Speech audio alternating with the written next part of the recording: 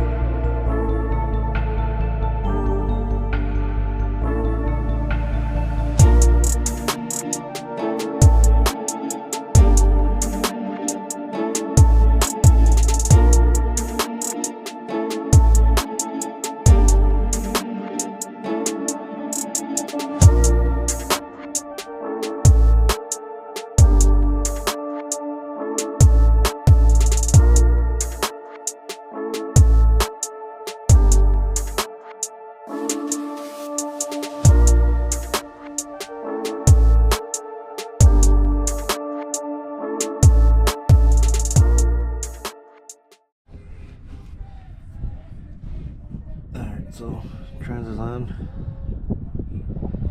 Bolted to the motor.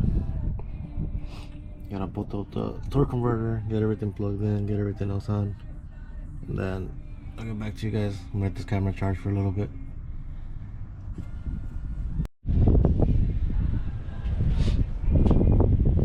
Alright, so as you guys can see, everything's back on. Got everything connected, everything's bolted up. Exhaust is all on, drive shaft's on. So we just gotta get this thing back on the ground now. Fill it up with fluid. So I'll probably get a cold start for you guys and I'll get back to you guys once we take it out for a drive. Alright, man, you guys off with a cold start.